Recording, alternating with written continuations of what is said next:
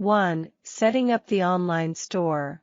The dropshipper sets up an online store, usually on an e-commerce platform, where they showcase the products they intend to sell.